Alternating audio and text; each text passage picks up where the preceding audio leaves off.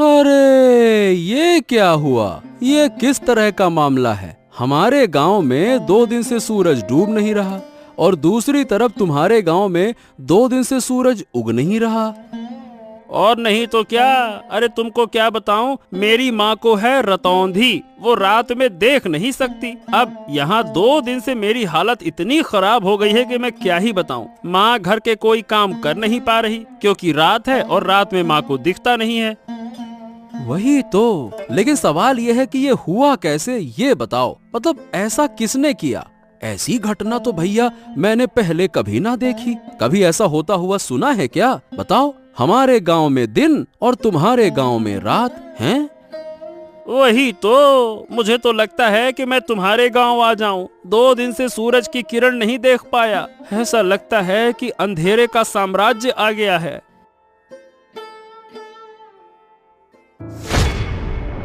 अरे अरे अरे अरे, ये क्या हुआ? ए भैया, तू ऐसे गिर काहे पड़ा? हरेंद्र, क्या हो गया तुझको? अरे मतलब क्या हो गया मुझे खुद समझ नहीं आ रहा। मैंने तुम्हारे गांव में आने के लिए जैसे ही कदम बढ़ाया और झटका लगा। बाप रे, मैं तो तुम्हारे गांव में प्रवेश ही नहीं कर पा रहा हूँ। ऐसा लग रहा है कि जैसे बीच में कोई दीवार खड़ी हो। क्या बात कर रहा है? तो क्या हम एक गांव के लोग दूसरे गांव में नहीं जा सकते क्या? वही तो भैया, लग तो ऐसा ही रहा है। लगता है कि इन दोनों गांव के बीच में कोई अदृश्य कांच की दीवार खड़ी हो गई है। अरे अब क्या करूं, मुझे तो समझ नहीं आ रहा। चल फिलहाल के लिए तू घर जा, अब देखते हैं क्या किया जा सकता है। कोई उपाय मिल जाए तो मुझे भी बता देना। दोनों गांव में अचानक अजीब घटना हुई। एक गांव में लगातार 2 दिन तक दिन और दूसरे गांव में लगातार 2 दिन तक रात। ऐसी समस्या पहले कभी नहीं देखी गई थी। ओ माँ माँ, अब अच्छा नहीं लग रहा। रात क्यों नहीं हो रही है? इतना लंबा दिन मैंने कभी नहीं देखा। मैं सो भी नहीं पा रहा हूँ, मुझे नींद भी नहीं आ रही। सो नहीं पा रहे हो? क्या हुआ? जाकर सो जाओ। सोने में क्या परेशानी है? मैं क्या सो नहीं रही? वाह, रात के बिना सोने का क्या मजा होता है। रात के बिना सोने से लगता है कि जैसे दिन में सो रहा हूँ। इतना उजाला सहन नहीं हो रहा। ऐसा क्यों हो रहा है माँ? क्यों क्यों माँ? क्या पता किसकी नजर पड़ गई हमारे गांव पर। शायद कोई शाप लग गया है। सुना है हमारे पास वाले गांव में तो 2 दिन से रात हो रही है। 2 दिन से रात हो रही है और रात हो ही नहीं रही है। ये तो बहुत बेकार है। मैं दिन में यहाँ रहूंगा और रात को जाकर उस गांव में सो जाऊंगा। मुझे नहीं रहना दिन में। हाँ, ये हुआ। तुम कैसे सोओगे वो मुझे नहीं पता। 2 गांव के बीच एक अदृश्य दीवार बनी हुई है। वो दीवार पार करके इस गांव के लोग दूसरे गांव में या दूसरे गांव के लोग हमारे गांव में नहीं जा पा रहे। तो क्या होगा माँ? क्या हमारे गांव में कभी रात नहीं आएगी? हमारा गांव ऐसा क्यों हो गया? अगर रात नहीं होगी तो सूरज की गर्मी में हमारा पूरा गांव जलकर खाक हो जाएगा माँ। क्या पता बेटा, हमारे भाग्य में क्या है। लेकिन ऊपर वाला जो करेगा वो हमारे भले के लिए ही करेगा। हाँ, मुझे ये सब कुछ अच्छा नहीं लग रहा माँ। मैं सो नहीं पा रहा हूँ। मेरा सर दुख रहा है। 2 दिन से मेरा सर घूम रहा है। शरीर भी लगता है कि जैसे बीमार हो गया है। मैं क्या करूँ माँ? ओहो, तुम यहाँ से जाओ और अब परेशान मत करो। वैसे भी मैं खुद तकलीफ से जूझ रही हूँ। दूसरी तरफ तुम मुझे बार बार परेशान कर रहे हो।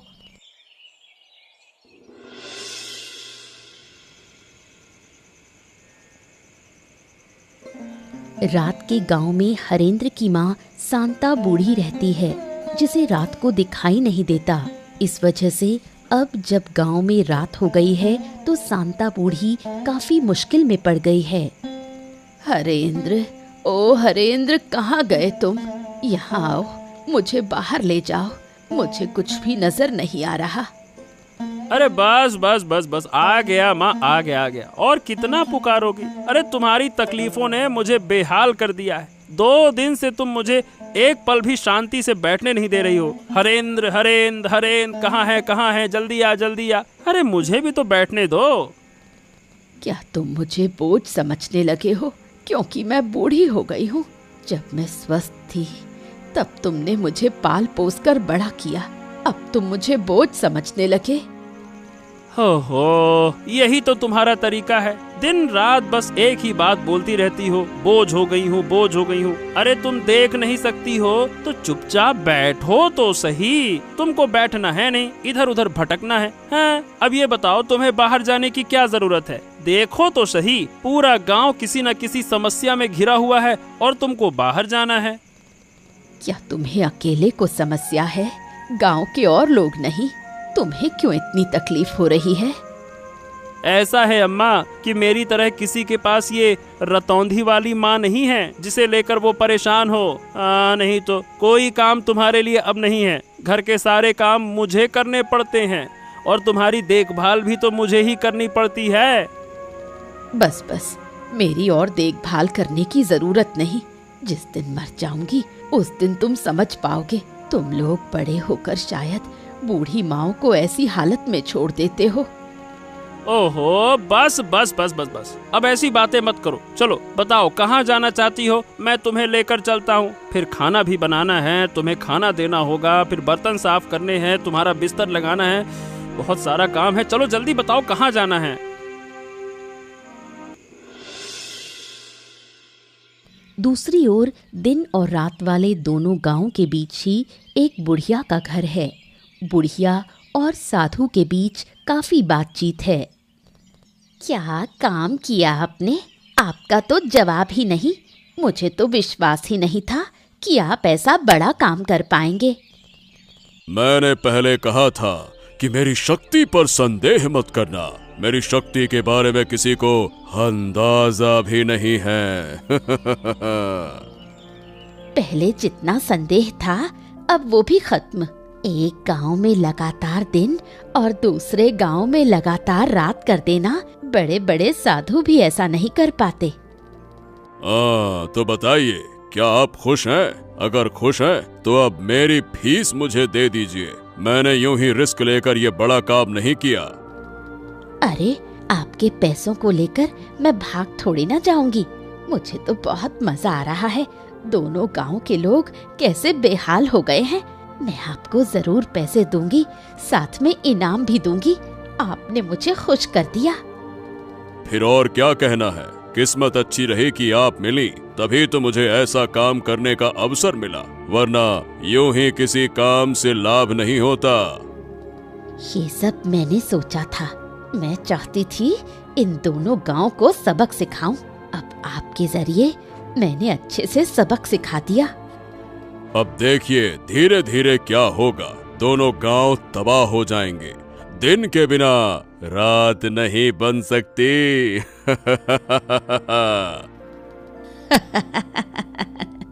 मैं भी यही चाहती थी। मैंने इस दिन का बहुत इंतजार किया है। अब मैं उन्हें हर तरह की तकलीफ दिखाकर सिखा दूंगी कि दुख और अपमान क्या होता है। अब वो मेरा कभी अपमान करने की हिम्मत नहीं करेंगे। मैं चाहती हूँ कि इन दोनों गांव के बीच सिर्फ मैं बची रहूं और कोई ना रहे। अरे बेटा, अरे रुक जाओ बेटा, इस तरह से क्यों दौड़ते हो? क्या हो गया? अरे रुक जाओ, गिर जाओगे। बेटा रुको। पिताजी, मुझे एक बड़ी बात पता चल गई है। मैंने दिन और रात की असली वजह जान ली है। पिताजी, अब आप कुछ उपाय निकालो, वरना दोनों गांव वाले मर सकते हैं। अरे बेटा शांत हो जा। हाँ, अब ये बता क्या हुआ, कैसे जाना तुमने? बता मुझे।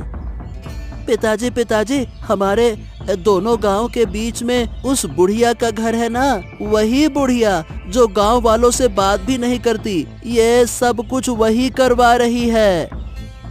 क्या? ये क्या कह रहे हो तुम? क्या सच में ऐसा है? पर ये बताओ, तुम्हें कैसे पता चला कि वो करवा रही है? अब मैं सच कह रहा हूँ पिताजी। मैं थोड़ा क्या है कि बाहर गया था तो बुढ़िया के घर से ना हंसी ठहाके की आवाजें आ रही थी। मैं चुपके से गया, मैंने सब कुछ सुना और देखा कि बुढ़िया ना एक साधु के साथ में योजना बना रही थी। पिताजी, जो करना है अब जल्दी कीजिए। मुझे लगता है कि वो साधु ना बड़ा शक्तिशाली है। ओ, अब जब सब कुछ खुल ही गया है तो उस बुढ़िया को छोड़ना नहीं चाहिए। वो जिद करके हमारे विनाश की कोशिश कर रही है ना। वही तो, पर ये समझ में नहीं आ रहा पिताजी कि वो ऐसा कर क्यों रही है। मतलब वो हमसे गुस्सा है क्या? और गांव वाले उससे बात क्यों नहीं करते? हाँ, ये सब बातें जानने के लिए अभी तुम बहुत छोटे हो बेटा।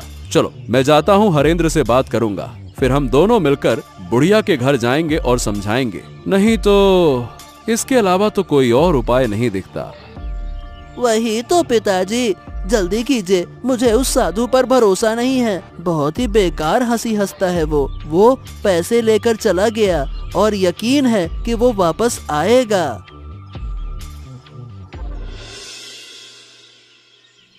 कैलाश और हरेंद्र जब बुढ़िया से सच्चाई पूछते हैं तो बुढ़िया सीधे इनकार कर देती है। वो किसी भी तरह ये मानने को तैयार नहीं कि उसका इसमें किसी भी तरह का रोल है। ओ सुनो बुढ़िया, हमने तुम्हारे साथ कुछ नहीं किया और जिन लोगों ने ये किया अब वो जिंदा नहीं है। फिर भी तुम हमसे क्यों नाराज हो, मुझे समझ में नहीं आता। नाराज ना रहूं तो क्या करूं? तुम लोग मेरे किसी काम के नहीं। मैं यहाँ अकेली हूँ, मुझे कितनी मदद चाहिए तुम्हें इस बात का अंदाजा भी है। मेरे साथ दो शब्द बोलने वाला भी कोई नहीं। ऐसा है कि लोग तुमसे बात इसलिए नहीं करते क्योंकि तुम गुस्सैल हो, तुम्हें गुस्सा बहुत आता है। गांव वाले तुमसे डरते हैं, इसीलिए कोई तुम्हारे पास नहीं आता। पर इसका मतलब ये नहीं है कि तुम हमारे गांव को नुकसान पहुंचाओ। तुमने किया या नहीं किया इसका राज खुल चुका है, हम सब जान चुके हैं, इसीलिए इनकार मत करो। तुम लोग मेरा बार बार अपमान करते हो, मुझे बदनाम करते हो। इसका अंजाम अच्छा नहीं होगा। मैंने एक बार सब बर्दाश्त कर लिया। अगर ये सब मेरे साथ दोबारा हुआ तो ऐसा मत सोचना कि मैं तुम लोगों पर रहम कर लूंगी। अरे बुढ़िया, तुम बेकार में गुस्सा कर रही हो। हम तर्क करने नहीं आए हैं, हम शांति पूर्वक प्रेम पूर्वक बातें करने आए हैं। देखो, एक बार गांव की हालत तो देखो। एक गांव में सूरज उग नहीं रहा और दूसरे गांव में सूरज डूब नहीं रहा। ऐसे हालात पहले कभी किसी ने देखे हैं क्या? बताओ। अचरज की बात क्या है? तुम बार बार वही बातें क्यों कर रहे हो? क्या हुआ नहीं हुआ मैं वो देख ही रही हूँ। मैं इससे जुड़ी हुई हूँ। तुम लोग यहाँ से चले जाओ, मुझे अकेला छोड़ दो। तुम अकेली क्यों रहोगी? अरे भाई, लोगों का डरना इसलिए है तुमसे क्योंकि वो तुम्हें जानते नहीं हैं। पर इसका मतलब ये तो नहीं ना कि हम तुम्हारे शत्रु हो गए, हम तुमसे अलग हो गए। मैं अब और कुछ नहीं सुनना चाहती। अगर तुम जाओगे नहीं तो ये डंडा देखा है, इसी से तुम्हें पीट पीट कर लाल कर दूंगी।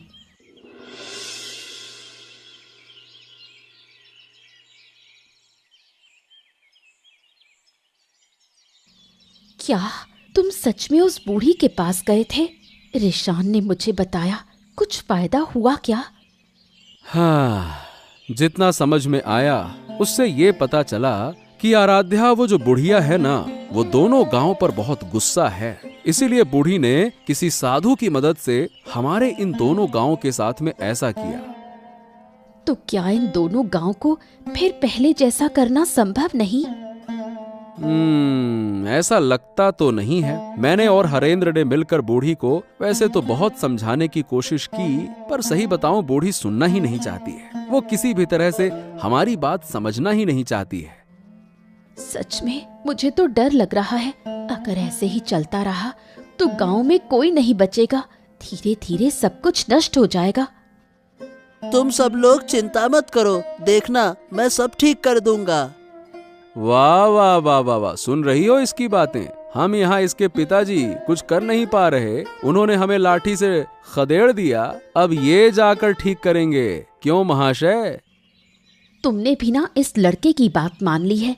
इसे इन चीजों की क्या समझ? उसने जो कहा वही बहुत है। अरे माँ, मैं यूं ही नहीं कह रहा, मैं सच कह रहा हूँ। मैं सब कुछ ठीक कर दूंगा, तुम लोग देख लेना। उस साधु को मैं जानता हूँ, अगर मैं उसे एक बार पकड़ लूंगा तो उसे नष्ट कर दूंगा। बहुत मारूंगा मैं उसे गुच्छे बना के। अच्छा, समझ गया। लेकिन हाँ, फिर कोई शरारत करने से पहले जरा सोच समझ कर। वैसे भी हमारी मुश्किलों का अंत नहीं है।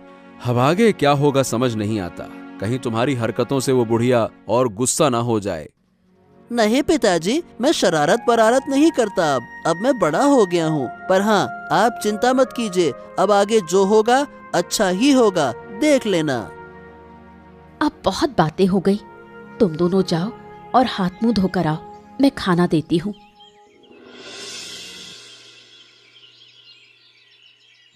अरे साधु बाबा, आइए आइए बैठिए। मैं तो आपका ही इंतजार कर रही थी।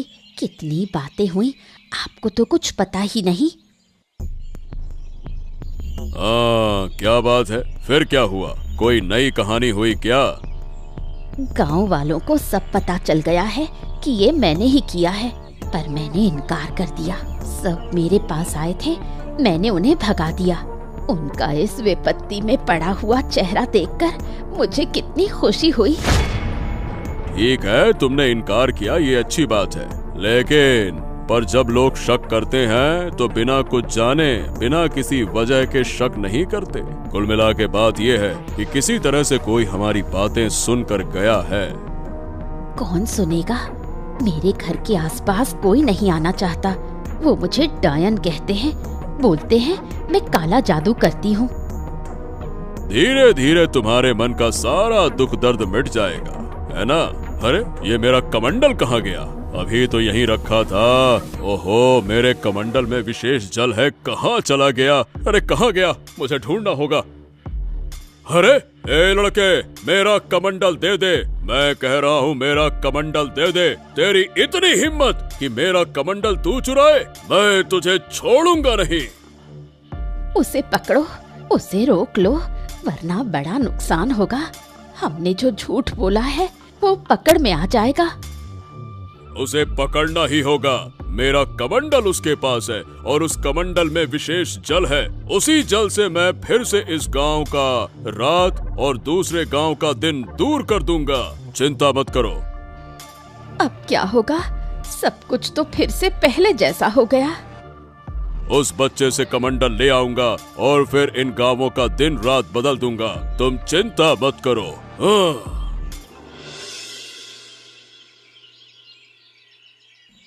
ए लड़के, तेरी इतनी हिम्मत कि तूने मेरा कमंडल छुआ, मैं तुझे श्राप दे सकता हूँ। क्या तू जानता है?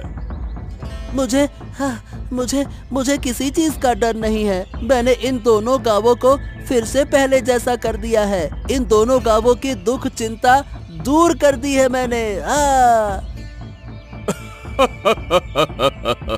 अरे मूर्ख बच्चे, तू इतना छोटा सा लड़का, पिद्दी सा, तू क्या समस्या दूर कर पाएगा? चल्ला, मेरा कमंडल मुझे दे दे। उस कमंडल के पानी से मैं फिर से इस गांव की रात और दूसरे गांव का दिन, ये जो समस्या है, इसे दूर कर दूंगा। ला। मैं कभी ऐसा होने नहीं दूंगा। मैं इस कमंडल का पानी फेंक दूंगा, फिर देखता हूँ कि तुम दोबारा से एक गांव में रात और दूसरे गांव में दिन कैसे कर पाते हो। ए लड़के, मुझसे चालाकी मत कर, वरना इसका बहुत बुरा परिणाम भुगतना होगा। बच्चे, बिल्कुल बच्चे जैसे रह, ज्यादा बड़ेपन का ढोंग मत कर, समझा? फिर आप लोग इन दोनों गांवों को इतना नुकसान क्यों पहुंचा रहे हो? आप एक साधु बाबा हो, आप एक साधु महाराज हो, आपको तो गांव वालों की मदद करनी चाहिए ना? बेशक मैं मदद कर रहा हूँ। मैं बूढ़ी की मदद कर रहा हूँ, उसके दुख तकलीफ दूर कर रहा हूँ। ये तुम्हारी समस्या नहीं है और तुम्हारी समझ के बाहर की चीज है। चलो अब लाओ, मेरा कमंडल मुझे वापस करो। नहीं नहीं नहीं नहीं नहीं, मैं नहीं देने वाला। मैंने कह दिया ना, नहीं दूंगा, नहीं दूंगा तो नहीं दूंगा। किसी भी सूरत में तुम्हें ये कमंडल नहीं मिलेगा। ओह, ठीक है, तो अब तू दंड भुगतने के लिए तैयार हो जा, शरारती बच्चे। अरे छोड़ दो मुझे, छोड़ दो, मैं कह रहा हूँ छोड़ दो। अगर मेरे पिता को पता चला तो वो आपको गांव से निकाल देंगे और आप फिर कभी इस गांव में नहीं आ पाएंगे। छोड़ दो मुझे, छोड़ दो। जब पहले मैं तुझे बोल रहा था तो तू तो नौटंकी कर रहा था, अब तू बच कर दिखा। जब अच्छे से बोला था तब तो माना नहीं, तुझे मैं जरूर खत्म कर दूंगा। मेरे साथ शरारत करने आया था ना तू? चल। रिशान को न पाकर कैलाश का परिवार पगला सा हो जाता है। लोग समझते हैं कि इस अनहोनी के पीछे जरूर बुढ़िया का ही हाथ है। बूढ़ी माँ, बूढ़ी माँ, बूढ़ी माँ, हमें बचाओ, हमारी मदद करो बूढ़ी माँ, हम तुमसे हाथ जोड़कर विनती कर रहे हैं बूढ़ी माँ। क्या हुआ? फिर कोई अनहोनी हो गई? मैं किसी की मदद नहीं कर सकती, मैं मदद करने वाली नहीं हूँ। तुम लोग तो मुझे डायन कहते हो, बोलते हो मैं काला जादू करती हूँ। मैं काला जादू करती हूँ, मैं किसी की मदद क्यों करूँ?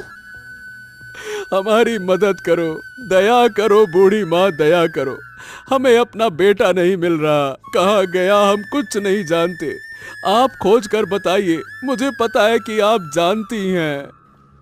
अब बहुत दुख हुआ ना, पर उस दिन जब मैंने गांव वालों के पास जाकर अपने बच्चे के लिए मदद मांगी थी तो तुम लोग कहाँ थे? तब तुमने मेरी मदद नहीं की। क्यों? मैं गरीब हूँ इसलिए? क्या आप ऐसा क्यों कह रही हैं?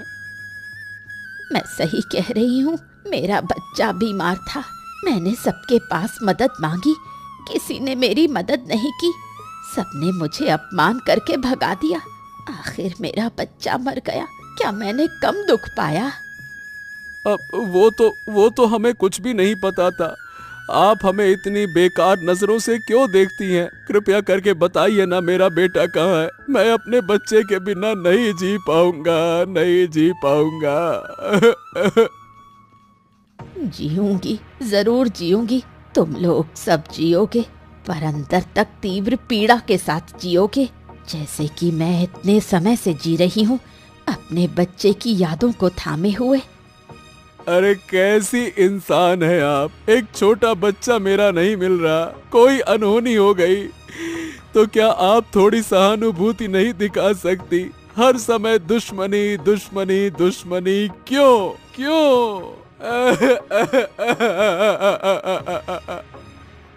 उन बातों की मुझे परवाह नहीं, जो तुम्हारे भाग्य में लिखा है वही होगा। मैं किसी की मदद नहीं कर सकती, बिल्कुल नहीं कर सकती। तुम लोग यहाँ से चले जाओ। दोनों गांव की समस्या खत्म करने के लिए बेचारे रिशान को अपनी जान की आहुति देनी पड़ी।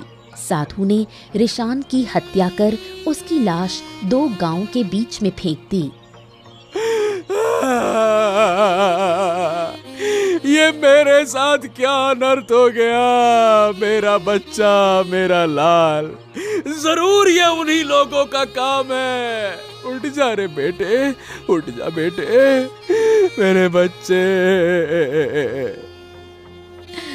हाय हाय, अब मेरा क्या होगा? मेरा गोद का लाल, मेरा नन्हा सा मानिक चला गया, मुझे छोड़कर चला गया। रिशान, तू मुझे छोड़कर कैसे जा सकता है बेटा? बोल बेटा बोल, अब मैं तुझे कभी नहीं डांटूंगा, कभी नहीं। जो कहेगा वही होगा, बस एक बार बोल तो सही बेटा।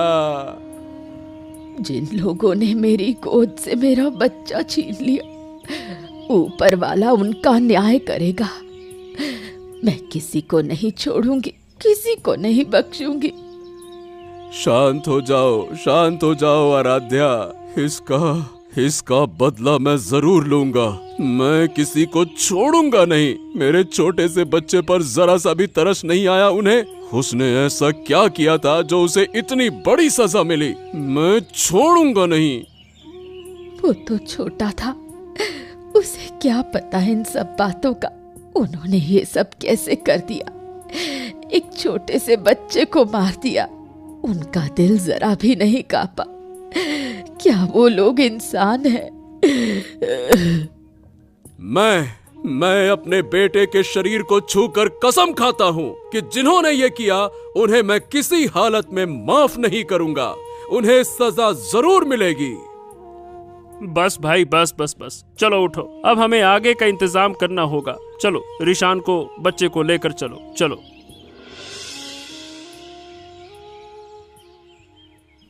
हाँ क्या बूढ़ी, अब तो तुम खुश हो ना? तुम्हारी मनोकामना धीरे धीरे पूरी कर रहा हूँ।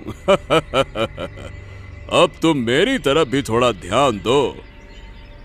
अरे आप चिंता मत कीजिए, आपके सारे पैसे मैं दे दूंगी, कोई दिक्कत नहीं होगी। आप बस इसी तरह मेरा काम करते रहिए।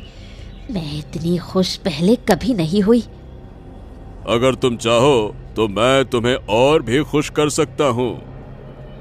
जरूर चाहती हूँ। मैं चाहती हूँ कि इन दोनों गांव का एक भी बच्चा जिंदा ना बचे, सबकी गोद खाली हो जाए। आज जो लोग रो रहे थे उन्हें देखकर मुझे कैसी पिशाची सी खुशी मिल रही थी, क्या बताऊं। बहुत बढ़िया बहुत बढ़िया। तो तुम पैसों का इंतजाम करो, मैं एक एक करके इन दोनों गांव के सारे बच्चों को मार दूंगा।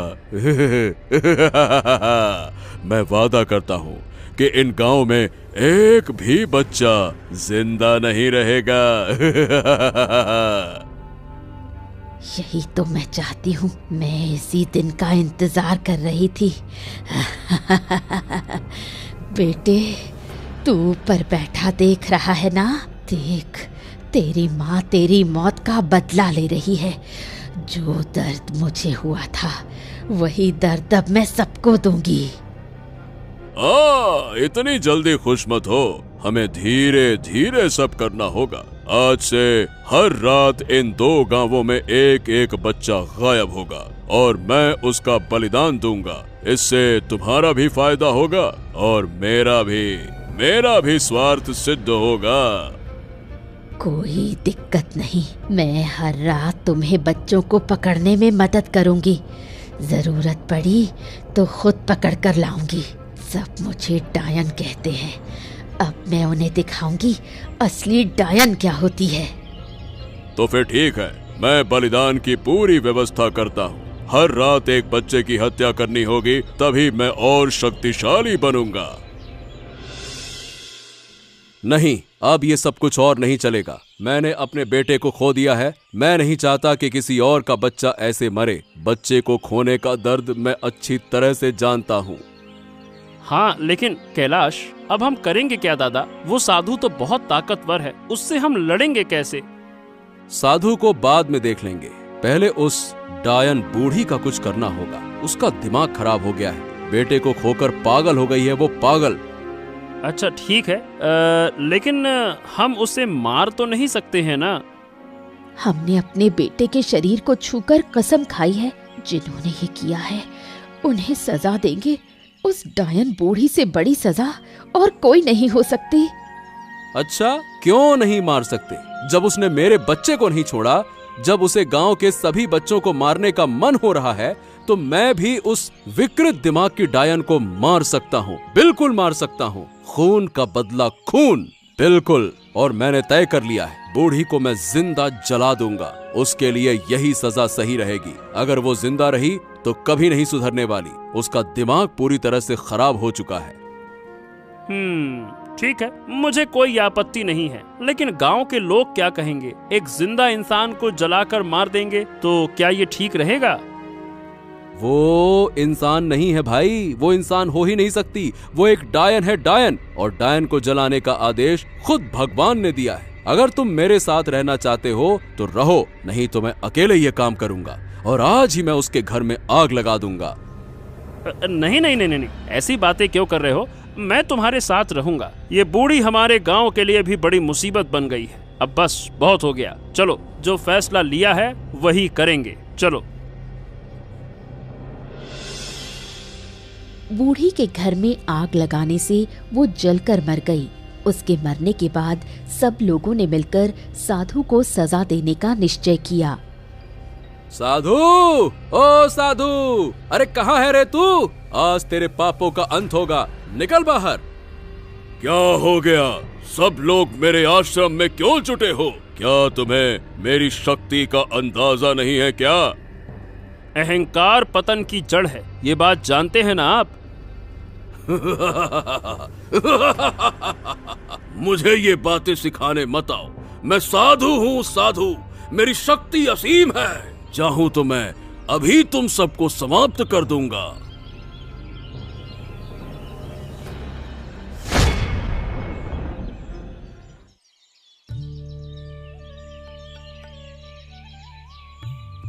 हाँ, आखिरकार हमारे गांव से बुरी नजर हट गई। अब हमारे गांव पर फिर कोई विपत्ति नहीं आएगी। अगर फिर कभी कुछ हुआ तो हम सब मिलकर उसका सामना करेंगे। हाँ, गांव तो आखिरकार ठीक हो गया, लेकिन मैंने अपना बेटा खो दिया। मेरा बेटा अपनी जान देकर इस गांव को मुक्ति दिलाकर चला गया। चिंता मत करो कैलाश, जब तक इस गांव के लोग जिएंगे तुम्हारे बेटे को सब याद रखेंगे, सब तुम्हारे बेटे का सम्मान करेंगे। पीढ़ी दर पीढ़ी तुम्हारा बेटा हमारे इन दोनों गांव के बीच जिंदा रहेगा। ऐसा ही हो बूढ़ी माँ, ऐसा ही हो। लेकिन अब से हमें ये भी ध्यान रखना होगा कि बूढ़ी के बेटे जैसा कोई और बच्चा किसी बीमारी में आकर मदद ना पाकर मर ना जाए, वरना हर घर में ऐसी डायनें पैदा हो जाएंगी। बिल्कुल सही कह रही हो आराध्या, हम सब एक दूसरे का ध्यान रखेंगे। ये दोनों गांव अब से अलग नहीं रहेंगे, बल्कि हमेशा एक दूसरे की मदद करेंगे। ऐसा ही हो, और मैं अनुरोध करूंगी कि मेरे बेटे के लिए सब लोग प्रार्थना करें, सब मेरे बेटे को याद रखें, सुख शांति से रहें। ऐसे ही मजेदार मजेदार किस्से देखने के लिए हमारे चैनल को सब्सक्राइब करना ना भूलें।